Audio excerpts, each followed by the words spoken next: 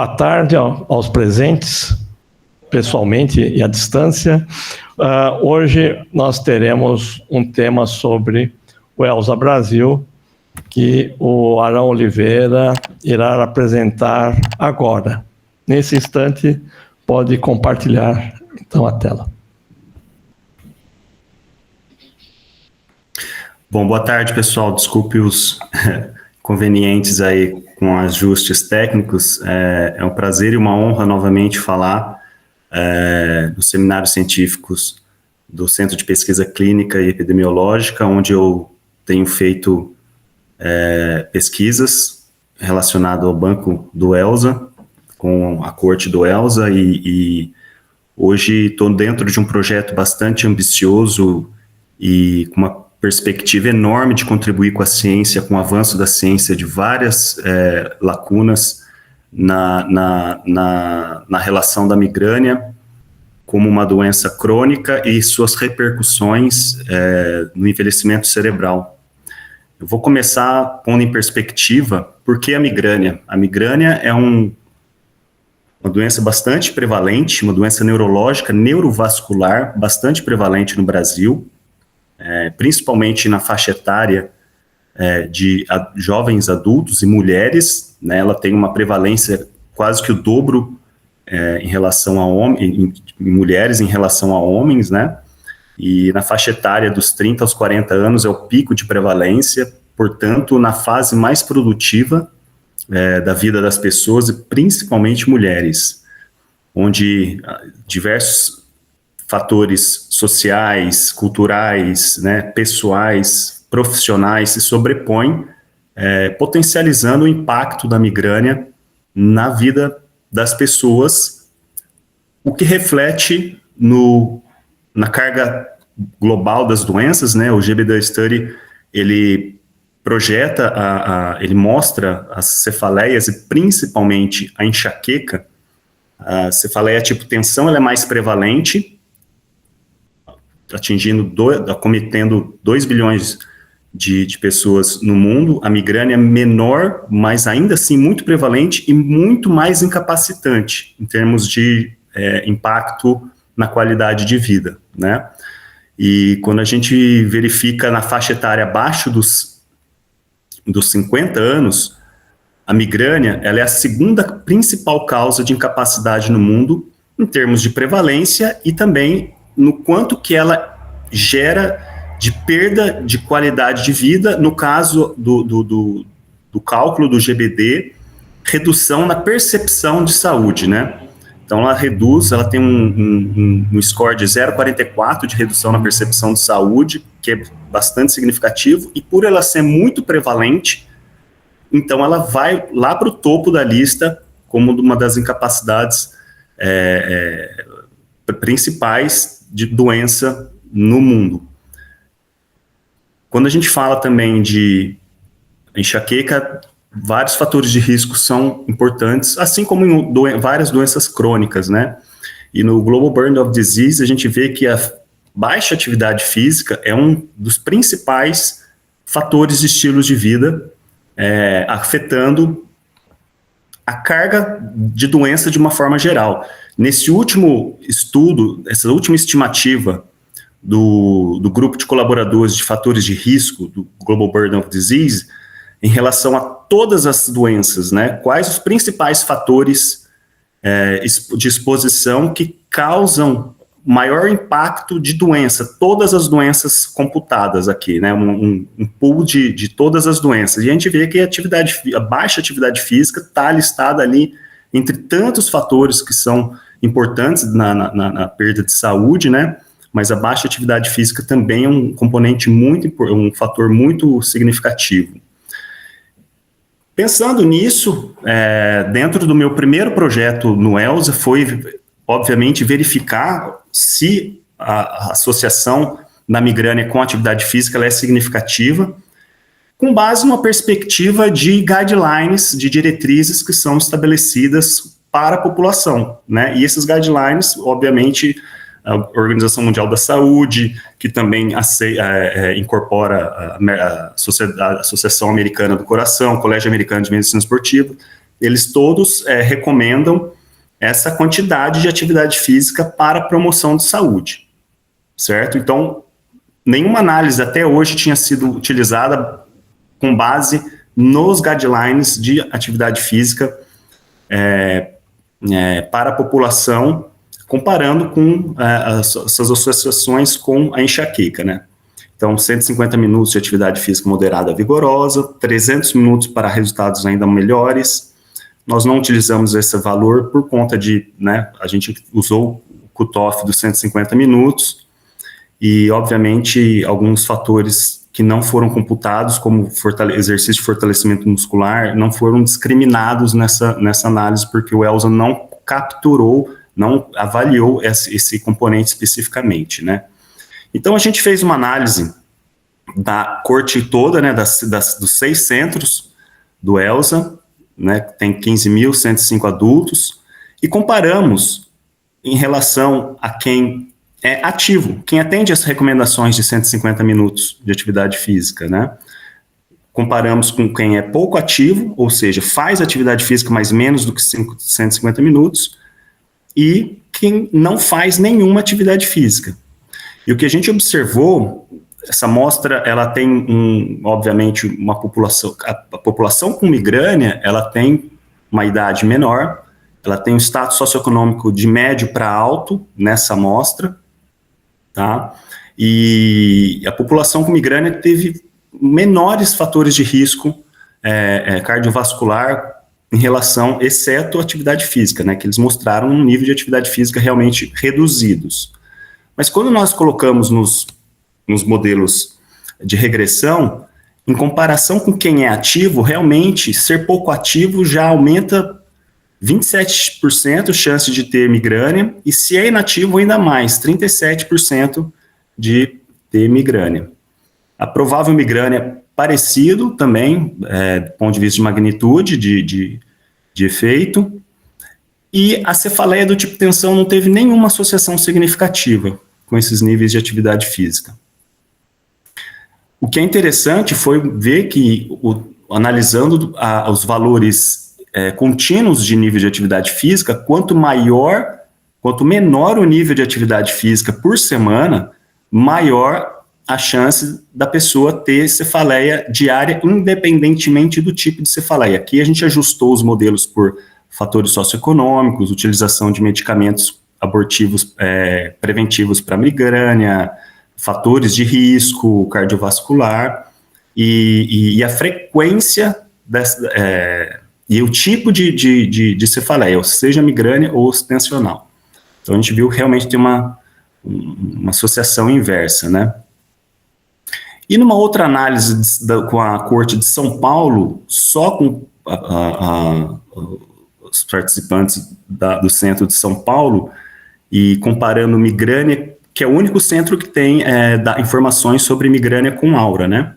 Então, a gente fez uma comparação inversa, a gente observou em relação a quem é inativo, em relação à aderência aos guidelines da Organização Mundial da Saúde, e fizemos uma subanálise também com os 75 minutos de atividade física vigorosa, porque o guidelines ele recomenda 150 minutos de atividade moderada ou a vigorosa ou 75 minutos de atividade vigorosa, né?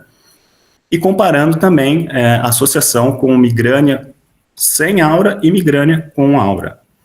E a gente verificou que ser pouco ativo em relação a quem é inativo já reduz as chances de ter migrânia sem aura. Ser pouco ativo no domínio de atividade física vigorosa também reduziu na mesma magnitude, né? E quando a pessoa ela é ativa na atividade física vigorosa, houve um aumento ainda maior da associação, dessa força de associação, reduzindo 45% a chance de ter migrânia sem aura. E em relação à migrânia com aura, um efeito que foi apenas significativo na intensidade moderada. Não houve associação significativa com a intensidade vigorosa, e atividade física moderada, dentro dos parâmetros da recomendação da Organização Mundial da Saúde, foi associada com 44% de redução nas chances de ter migrânia com aura. Semelhantemente à primeira análise que a gente fez, a gente observou que há uma redução também nas chances de ter cefaleia, no caso aqui migrânia, porque são só 2 tipos que foram avaliados, migrânia com e sem aura. A gente não avaliou cefaleia tipo tensão nesse estudo. Então, independentemente, mesmo ajustando pelo tipo de migrânia, há uma redução nas chances de ter frequência diária da cefaleia entre aqueles que são fisicamente ativos, comparando-se com os inativos ou pouco ativos. Obviamente, são estudos transversais, a gente não consegue estabelecer uma relação causal entre a exposição à atividade física e a migrânia, porém, esses achados corroboram dados prospectivos, por exemplo, da amostra do Hunt, na população norueguesa, que mostrou que a pouca atividade física, 11 anos no baseline, foi associado a maior chances de ter migrânia 11 anos depois. Abrangendo agora mais os nossos projetos mais atuais, com os dados que têm sido preparados do banco de dados do ELSA, a gente ampliou para verificar outros fatores de estilo de vida e fatores de risco cardiovascular e sua associação com a migrânia com e a migrânia sem aura, os 2 tipos de migrânia, e também a migrânia, o impacto da migrânia em termos de frequência de ataques, frequência de crises, né?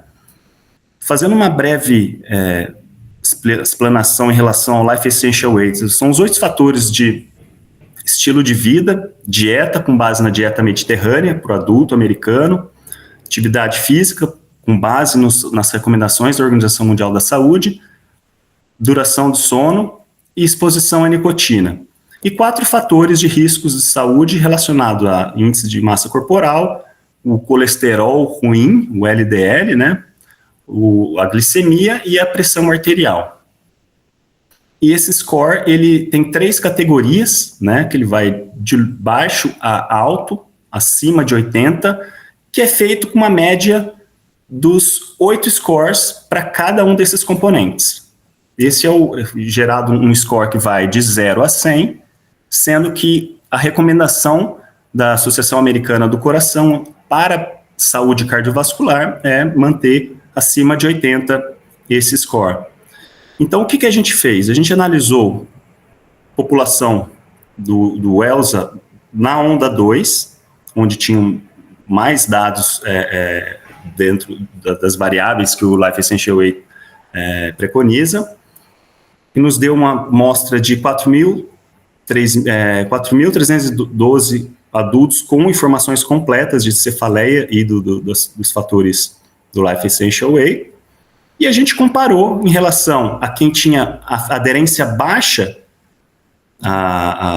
ao score do Life Essential Aid, a associação com migrânia sem aura, migrânia com aura e crises de migrânia acima de 15 dias por mês, que é um dos critérios para estabelecer a cronificação, a enxaqueca crônica, migrânia crônica, né? Comparando-se com quem tinha menos de 15 crises por mês. E o que a gente verificou foi uma relação linear inversa em relação à migrânia. Quanto maior o score, quanto mais aderente à recomendação da Associação Americana do Coração, menor era as chances de ter o diagnóstico da migrânia sem aura, né? E em comparação com o grupo de baixa aderência, foi uma redução de 44% nas chances de ter migrânia sem aura. A migrânia com aura teve uma associação ainda mais forte, mais linear, mais nítida, né? Mais visivelmente nítida, e uma magnitude de efeito maior também em relação com o grupo que com menos aderência ao score. Então, uma redução de 64% na chance de ter migrânia com aura, quem aderia às recomendações da Associação Americana. Em relação à frequência de ataque, mesmo comportamento. A gente viu uma redução linear conforme um aumento do score, conforme a maior aderência às recomendações, menos chances, né, 54% de redução de chances de ter crises de migrânia mais de 15 dias ou mais por mês. Quando a gente analisou por fatores independentes e por sexo, a gente observou que a migrânia com aura, ela teve o maior número de fatores independentes associados. Quanto mais aderente aos fatores de sono, índice de massa corporal, colesterol, pressão arterial, todos esses fatores tiveram uma associação inversa, menor chance. Quem tinha aderência nesses fatores independentes também tinha uma associação menor de ter a migrânia com aura, principalmente mulheres. Quando a gente verificou em relação à migrânia sem aura, a atividade física e a exposição à nicotina foram os dois fatores independentes associados, em relação às mulheres, e nos homens teve uma relação oposta em relação à exposição à nicotina. Na verdade, atender à recomendação de exposição à nicotina, houve um aumento na chance de ter migrânia. E a nossa interpretação aqui é de que possivelmente pessoas com migrânia, no caso aqui nessa subamostra de homens, bem descrito na literatura um comportamento evitativo de fatores de triggers, né, de gatilhos para as crises. Então, potencialmente, esse dado ele reflete um comportamento evitativo de homens com migrânia em relação à exposição à nicotina. Em relação à cronificação, a ter crises mais de 15 dias por mês, a gente verificou que os fatores independentes associados foram sono, colesterol, enquanto que a dieta teve o mesmo comportamento em relação à exposição à nicotina para os homens. Quanto mais aderente à dieta, mais a chance de ter migrânia. A interpretação é a mesma, com base na clínica e na literatura.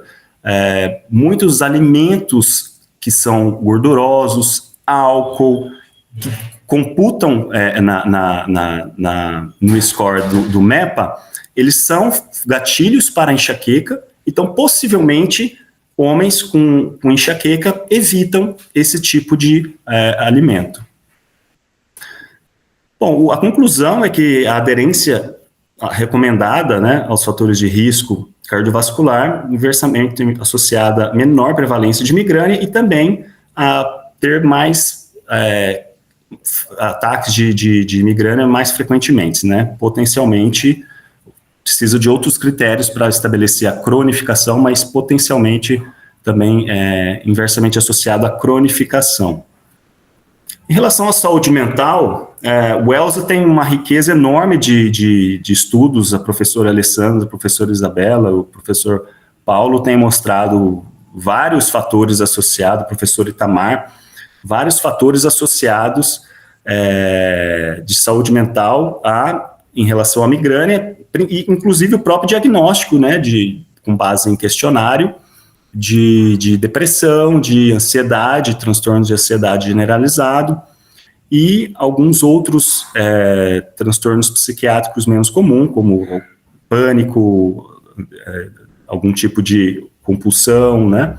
Isso está bem relatado e, principalmente, fatores relacionados a estresse, né? O estresse, conflitos de trabalho, no trabalho, familiares, todas as situações de estresse da vida diária, eles são muito associados com a migrânia. Inclusive, um componente muito associado à migrânia, ao estresse, é a inflamação crônica de baixo grau, medida através da proteína C reativa.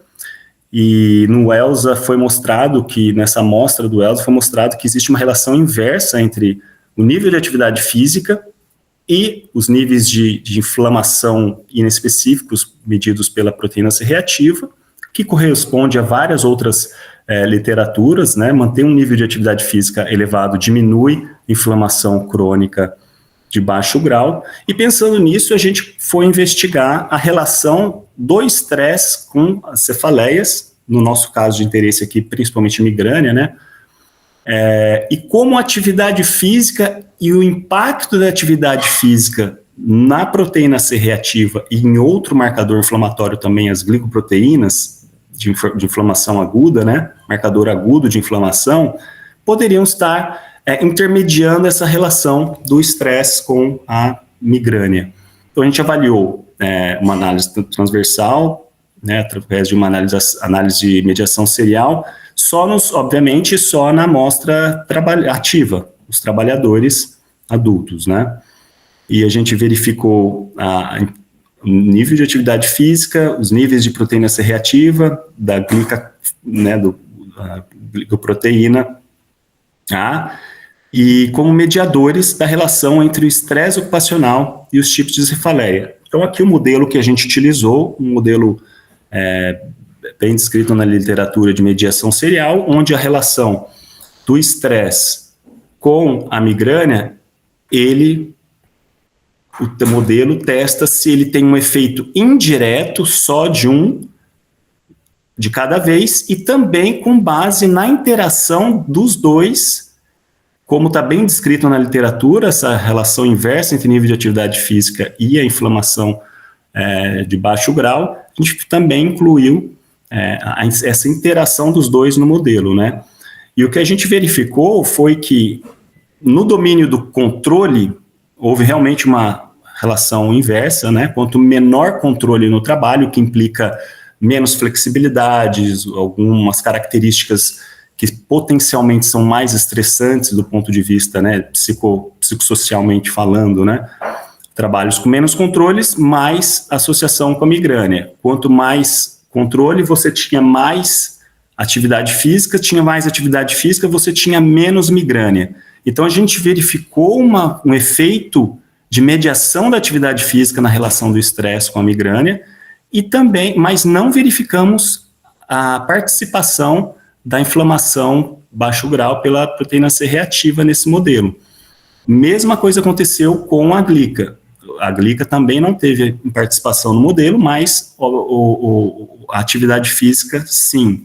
Né? Então, a gente teve duas grandes conclusões com base no estudo e na característica do estudo, desenho do estudo. Então, quanto maior controle, mais a pessoa tem capacidade de fazer atividade física, menor chance de ter a migrânia. Ou pessoas com pouco controle têm menos tempo para fazer atividade física e maior chance de ter migrânia. Em relação ao domínio de demanda, que é um outro domínio de carga de trabalho, de uma carga física e mental de trabalho, a gente verificou também uma associação, quanto maior a carga de trabalho, maior a migrânia, mas não foi significativa essa associação, embora positiva.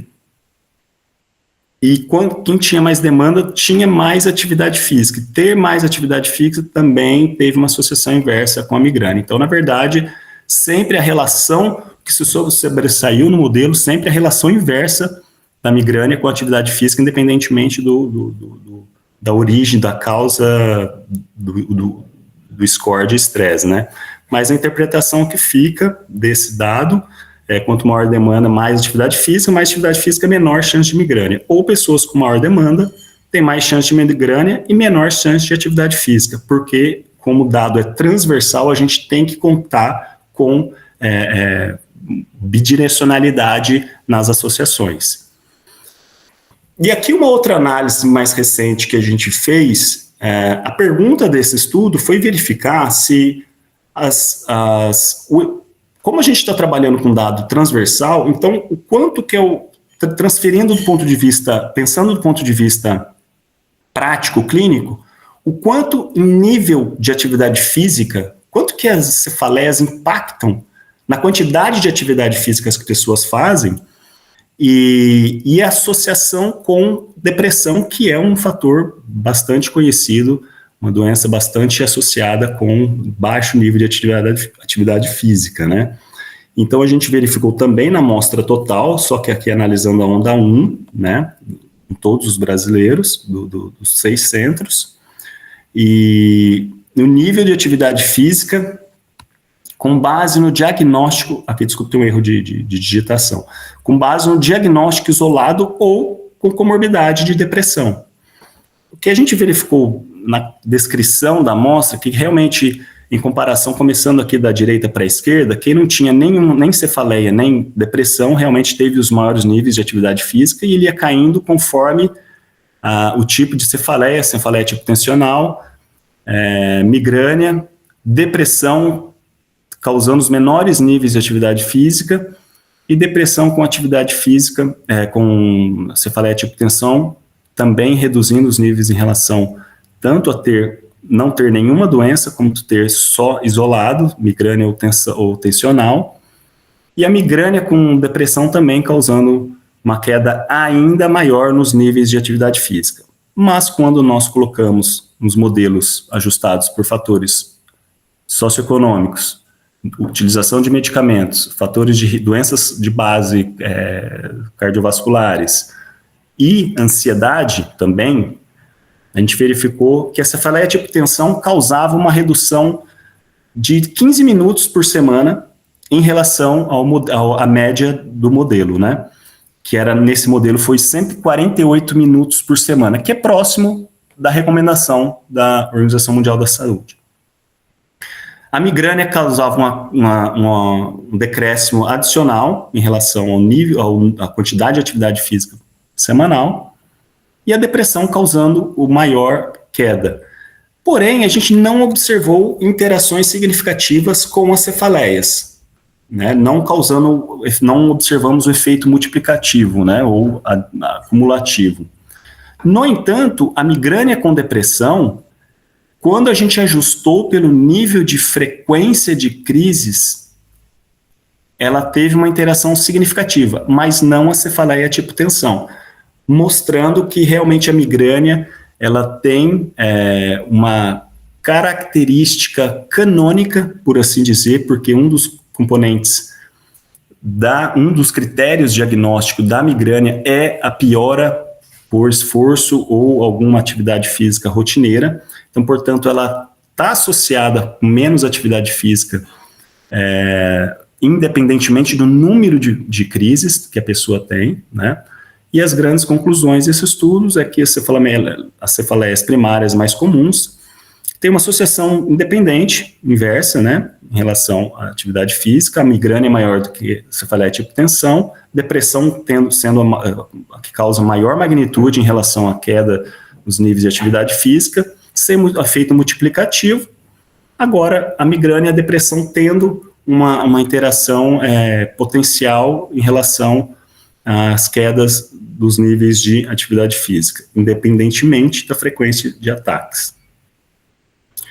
Nessa análise que a doutora Juliane, que é uma psicóloga que é especialista em tratamento das cefaleias, principalmente migrânia, embora haja no ELSA estudos em relação ao diagnóstico por si só dos transtornos psiquiátricos, a doutora Juliana ela tem uma abordagem interessante de outros artigos publicados também, em relação a uma abordagem baseada em sintoma. Ela, por conta de que, às vezes, um não diagnóstico não necessariamente representa um impacto que um determinado sintoma pode ter, e principalmente relacionado a uma característica da migrânia, né? Então, a gente avaliou a onda 1, também com todos os participantes dos 6 centros, né, com 13.916 adultos com resposta completa para todas as variáveis de interesse.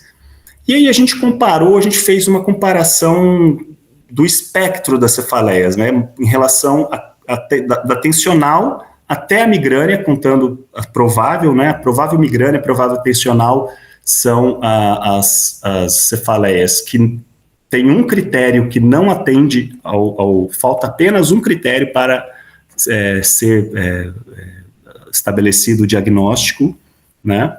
E a gente verificou em relação, tanto na análise de todos esses subtipos, por sexo também, e me vendo a interação do sexo em relação ao sintoma por sintoma do questionário do CISR, que é o questionário utilizado no ELSA para estabelecer os distúrbios psiquiátricos, né? Então, a gente viu um odds aqui aumentado de migrânia, principalmente fadiga, tanto as duas migrânias, provável ou definitiva, com um odds bem maior em relação a sintomas de fadiga, concentração, sono, irritabilidade. Aqui, irritabilidade já tem um pouco mais característica pendendo para a cefaleia do tipo tensão, preocupação também do tipo tensão, ideias depressivas, migrânia definitiva, as duas cefaleias, né, migrânia definitiva e cefaleia tipo tensão definitiva também, mas quando a gente analisa em comparação, aqui é o único sintoma que teve menor associação com mulheres, portanto, maior associação com os homens, foi sintomas de compulsão e só no espectro migrânia, né? Quando a gente compara os odds dos sintomas em relação à cefaleia tipo tensão, a gente vê nitidamente que a migrânia sempre tem uma associação mais forte, seguida pela provável migrânia e depois a provável cefaleia tipo tensão. Essa característica presente em todos os sintomas, né? Portanto, a migrânia sendo um fator, assim, mais importante em todos os sintomas em relação à cefaleia tipo tensão, que reflete a carga maior de impactos psicossocial, qualidade de vida da migrânia em relação a quem tem cefaleia do tipo tensão. E mais recente, com base nos dados que a gente tem começando a coletar, começando a ter do grupo de envelhecimento cerebral, do projeto de envelhecimento cerebral da professora Alessandra, algumas perguntas na literatura, enfim, que vem surgindo em relação à migrânia, realmente em relação ao seu impacto no risco cardiovascular, né? Existem muitas evidências mostrando que a migrânia ela aumenta o risco cardiovascular, principalmente doença cerebrovascular em mulheres com enxaqueca com aura, né? E também alguns achados paradoxais como doenças de pequenos vasos. Esse mês saiu esse estudo de associação da migrânia com superintensidade de substância branca no estudo do Biobank, na análise do Biobank, que mostraram uma associação inversa, na verdade, né? A migrânia com um fator protetor de doenças de pequenos vasos, né? E a gente fez uma análise preliminar com base numa amostra que já tem dados de neuroimagem no ELSA, submetemos para o Congresso Internacional de Cefaleia, que vai ser em setembro, e o que a gente verifica, o que a gente avaliou, né? A gente avaliou superintensidade de substância branca, tanto periventricular como subcortical, assim como o score total dessas, usando o score do FASECAS, né, para verificar essas lesões, microhemorragias e infarto lacunar, né. Infarto lacunar também, na literatura de estudos clínicos, tem mostrado muita associação com migrânia, principalmente migrânia com aura também.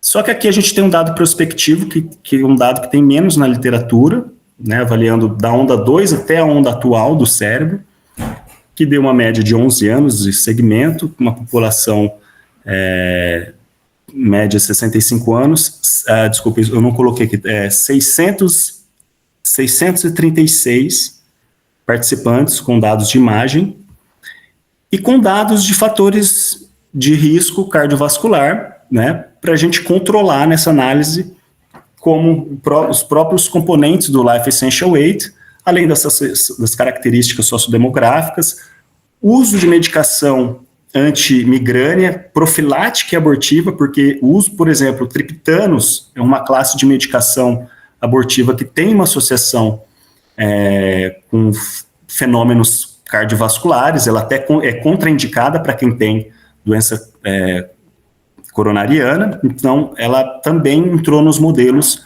que a gente utilizou nessa análise preliminar.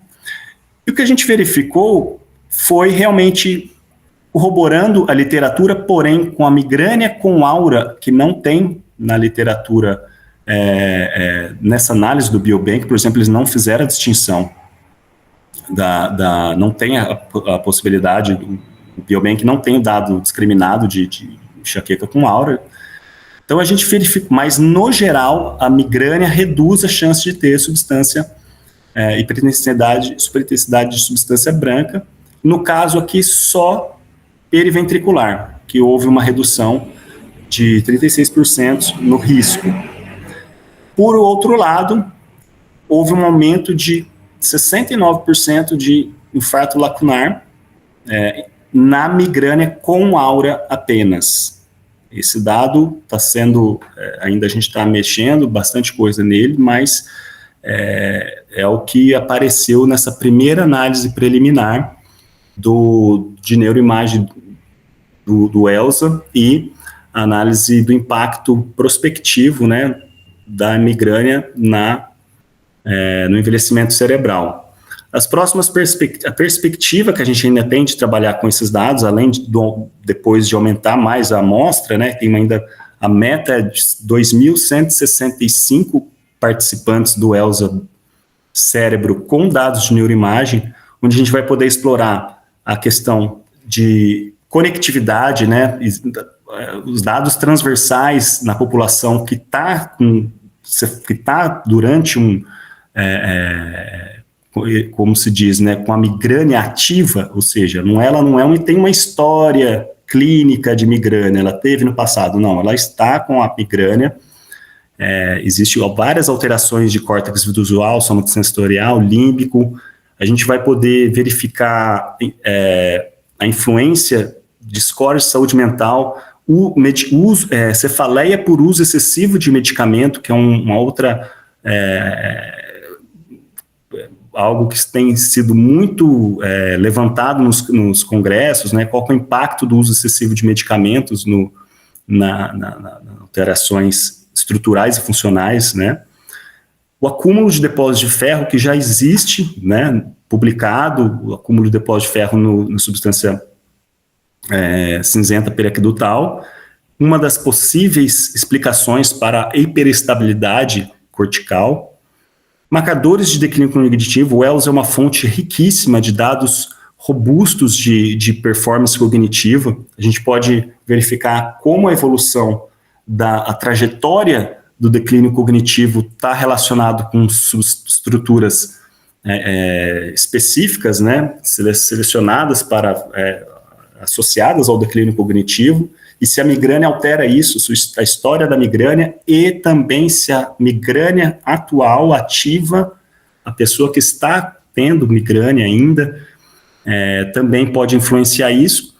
E, finalmente, análise de carga hormonal, que também é um outro dado que o ELSA disponibiliza.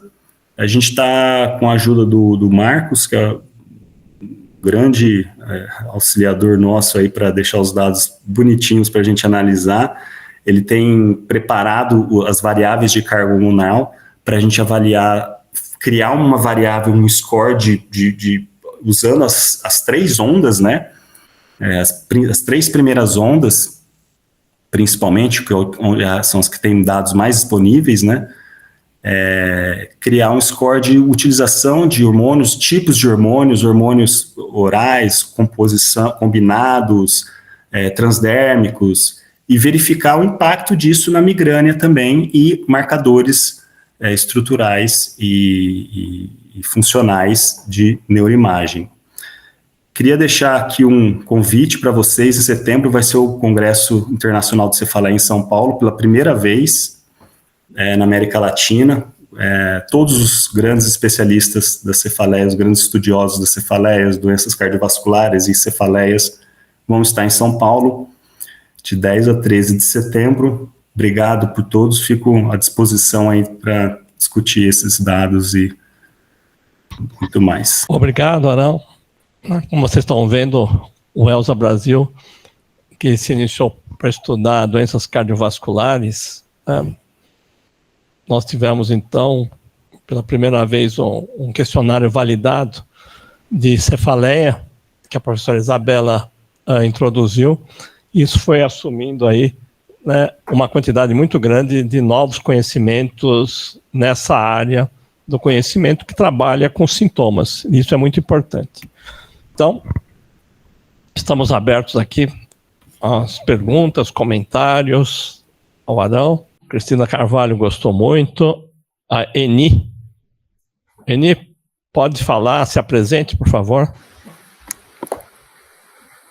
Boa tarde, professores. Boa tarde, professor Arão. Primeiro quero agradecer, né, a aula excelente aí. Eu sou suspeita porque eu sou uma pessoa que tem migrânia, tenho enxaqueca com ela desde os 13 anos. E isso impacta bastante. Atualmente eu sou aluna do doutorado da Escola de Enfermagem, da professora Maria Clara Padovese. E eu gostaria de perguntar, inicialmente, em relação à população de mulheres, se vocês encontraram alguma correlação do período de ciclo menstrual com o desenvolvimento, piora, melhora das migrânias também. Se tem alguma coisa específica, algum detalhe nesse sentido. Obrigada, viu? Agradeço desde já. Obrigado pela pergunta, Eni. Uma excelente pergunta. A migrânia menstrual, hoje, ela já tem um capítulo, um anexo nos critérios internacionais de cefaleia, e os rumores que se dizem é realmente tentar estabelecer uma nova categoria, uma nova entidade, que é a migrânia menstrual pura, que é aquela crise que só vem durante o período menstrual. No ELSA, a gente tem dados a gente está fazendo uma análise agora com relação a mulheres com menopausa e uso de terapia de reposição hormonal, e aí, vasculhando nas variáveis ali, a gente viu, eu pessoalmente, que o ELSA é um banco riquíssimo, tem muitas informações, tem coisas que eu nem sei que tem lá ainda. Então, assim, a gente verificou que tem algumas perguntas em relação à menstruação, período menstrual, mas não relacionado especificamente à cefaleia. Infelizmente, não dá para a gente, assim, dizer que a gente consegue filtrar que existe só uma cefaleia relacionada à menstruação nos dados das primeiras ondas do ELSA. A gente concluiu nesse ano a onda de cefaleias, e aí eu fico feliz em poder te dizer que a gente fez essa pergunta. A gente tem uma pergunta específica se a pessoa tem só crise relacionada ao período menstrual. Mas isso eu só vou poder te responder daqui um ano, mais ou menos, porque a gente está com um pipeline aí de dados muito grande para trabalhar. Esse, com certeza, está dentro, né? Agradeço muito a sua pergunta por conta disso, mas eu não vou poder te responder isso agora. Mas fica ligado que logo a gente vai ter essa informação da relação vamos dizer assim, a gente vai poder descrever quanto que tem no ELSA de migrânia menstrual, e daí, em base nisso, fazer essas associações com outros fatores, né? Principalmente em relação à carga hormonal, por exemplo, a anticoncepcionais. Isso é um dado interessante da gente observar. Deb. Muito obrigada, viu? Olá, tudo bem? Estão me ouvindo? Sim. Estou te ouvindo. Olá, Deb. Tudo bem? Eu sou a Débora, eu sou médica radiologista, também sou doutoranda do programa com o professor Paulo Lotufo. Estou trabalhando com inteligência artificial e calcificação na válvula aórtica. Eu tenho duas perguntas, na verdade. A primeira é como paciente, porque eu também tenho migrânia desde os 8 anos de idade, e nos últimos anos ela mudou de padrão, agora eu só tenho aura, eu não tenho mais dor de cabeça. Aí eu gostaria de saber se vocês estudaram esses pacientes que só têm aura sem a dor de cabeça, né? Vou replicar a resposta da Eni. Muito mistério, gente. A gente vai ter esse dado também na última onda de cefaleias que a gente coletou. A gente também teve a preocupação de coletar a aura pura e alguns fenômenos mais específicos da aura. Por exemplo, visual snow, que é um fenômeno, a pessoa fica enxergando como se fosse, sabe a televisão fora do ar? Ela fica com aquela... A vista dela fica com aquele fundo. É um fenômeno que estão começando a estudar bastante, também o pessoal do King's College em Londres estão estudando bastante, a Francesca Poleda é uma grande estudiosa do Visual Snow, e a gente tem quando a gente pergunta de aura, a gente pergunta várias características, a gente usou a Table, Aura Table. Depois eu posso te passar o artigo que descreve. A Aura Table é o Dr. Michele Viana, de Pavia, na Itália, ele criou gráfico, ele é artista plástico, e ele fez desenhos padrões de vários tipos de aura com base no consultório dele. É um neurologista especializado em enxaqueca com aura, e ele criou esses vários desenhos de aura, de padrões de aura diferente, e criou uma aura table para os clínicos neurologistas utilizarem para mostrar para os seus pacientes, como que sua aura parece? Parece com alguma dessas aqui? E está sendo super bem utilizado. Então, assim, existem alguns padrões de auras que vão modificando, ou que são clássicos, que são mais prevalentes, e tem esses menos comuns, inclusive os que também ficam, na classificação internacional de cefaleia, existe aura pura. A aura pura é o que você está falando. Você Sim. Não tem mais crise, você só tem a aura. A repercussão disso, do ponto de vista clínico que se tem, seria mais se você tivesse começando a ter depois dos 50 anos isso. Aí teria uma repercussão negativa do ponto de vista cardiovascular. Se a tendência, como você viu lá naquele gráfico da prevalência, né? Ele vale para a migrânia com aura também. Você tem um pico, né, até os teus 50 anos você vai ter com uma certa frequência, depois ela vai começar a reduzir. O impacto específico da aura pura, no ponto de vista cardiovascular, aí terra incógnita, a gente não sabe nada. A gente sabe da aura, enxaqueca com aura. Para a aura pura não se sabe nada, realmente assim. Mas, futuro promissor, porque o ELSA tem esses dados e, obviamente, conforme os anos vão passando, a gente vai poder fazer esses cruzamentos com desfechos cardiovasculares e outras, né, comorbidades. Sim, e aí, pensando na minha parte, né, do trabalho em inteligência artificial, eu estou super entusiasta no tema, eu gostaria de saber se vocês têm alguma ideia, assim, para colocar inteligência artificial para ajudar vocês. A professora Alessandra, ela tá conversando com o Alexandre, que é Vegato, filho, que você deve conhecer bem, e ele usa muito machine learning, né? Sim. E ele tá com alguns, a gente tá com, não em relação à cefaleia, mas alguns desfechos cardiovasculares, fazendo uma predição, por exemplo, usando o Life Essential 8, usando o machine learning para cruzar, para ver os fatores do Life Essential 8 são mais determinantes de doenças de pequenos vasos ou outros desfechos que a gente vai ter com a neuroimagem agora. Mas também no começo as conversas. Muito legal. A gente pode depois trocar umas figurinhas, então. Total, com absoluta certeza. Agora, Daniele. Obrigada. Existe mais algum questionamento, alguma pergunta? Professor Itamar? Parabéns pela apresentação. Enquanto você estava apresentando, eu estava pensando uma coisa sobre a relação da enxaqueca com a saúde cardiovascular, né? Eu não sei até que ponto a gente consegue explorar isso com os dados que a gente tem, provavelmente não muito, mas queria ver se você já leu alguma coisa sobre isso também.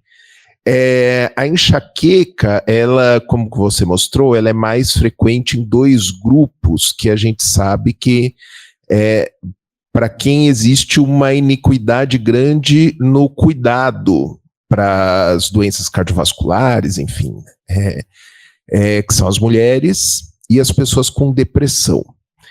A gente tem como extrair, ou você leu um pouco sobre isso, quanto que essa associação com uma pior saúde cardiovascular, ou quanto que essa associação com piores indicadores não está relacionada a problemas no cuidado desses pacientes, né? Ou por uma minimização do problema, sempre perde prioridade, é mulher, então não vai ter doença cardiovascular, isso acaba caindo de prioridade no cuidado e eventualmente trazendo essa essa repercussão negativa?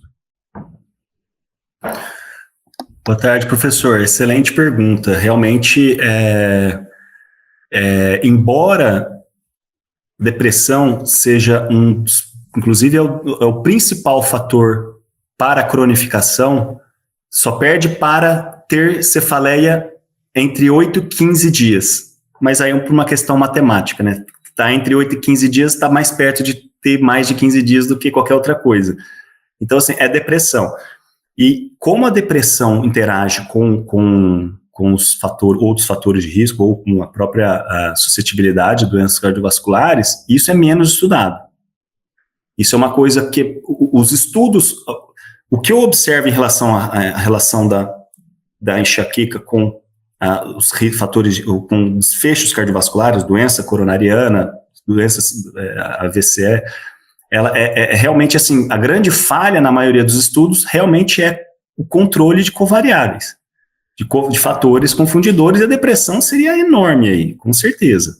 Que inclusive a gente até pode, nessa análise de doenças de pequenos vasos, a gente não usou nenhum score de doença mental para controlar ali nos ajustes, só os fatores de risco cardiovasculares. Então, de repente, seria até uma interessante a gente fazer essa análise adicional, que já seria uma coisa inédita. Eu desconheço, eu leio bastante a literatura dos fatores de risco cardiovascular e migrânia, até conheço pessoalmente pessoas que estão dos centros da Dinamarca, onde eu fiz um fellowship, dos próprios Estados Unidos, tem grandes pessoas interessadas nessa questão, principalmente no link com AVCE, né, com stroke, mas realmente depressão é algo que está meio fora do radar deles, viu? Eu acho que o senhor observou muito bem essa questão, e para a gente levar em consideração, sim. E pensando aqui também na questão, a quebra-cabeça dessa relação da enxaqueca com fatores cardiovasculares é a questão da idade mesmo, né? E a questão que a gente vai poder usar agora nessa nova onda de cefaleias do ELSA, é quem teve a remissão, e quem teve a permanência, e quem teve, vai ser menos frequente, talvez seja até desprezível, mas quem começou a ter mais para essas ondas mais recentes do ELSA. A tendência da migrânia realmente é ela fazer remissão depois dos 50 anos, mas enfim, aqueles que permanecem, a gente pode de repente até fazer essa subanálises, dependendo do quanto dado a gente vai ter e daí também colocar a depressão no meio desse modelo. Eu acho excelente a sua observação mesmo, muito pertinente, e principalmente pela questão de estigma em relação a cuidado de saúde da mulher, que é uma coisa muito estudada, muito fortemente estudada nos Estados Unidos hoje. As campanhas de awareness de pacientes, de grupos de pacientes nos Estados Unidos hoje, que são fortíssimas, elas estão focando exatamente nisso. A mulher com enxaqueca, ela é marginalizada porque ela é mulher, porque ela tem enxaqueca, que não é uma coisa considerada importante na clínica, e aquele mito, né, da mulher, da histérica, aquela coisa bem primitiva ainda, né? Então, isso é um tema realmente uma observação que a gente pode realmente debruçar para discutir muito mais coisas ainda. Bom, pessoal, quem quiser entrar no PubMed, colocar ELSA Brasil, migraine, né, headache, vai ver uma quantidade muito grande, né, de todos os estudos. A maior parte deles estão com acesso livre. Então, Arão, agradeço muito, foi uma bela revisão do que já foi feito no ELSA sobre cefaleia. Então, agradeço, como não há mais nenhuma pergunta, a presença de todos, e voltaremos na próxima segunda-feira. Muito bom. Obrigado a todos mais uma vez pelo convite, é sempre uma honra poder falar de vocês.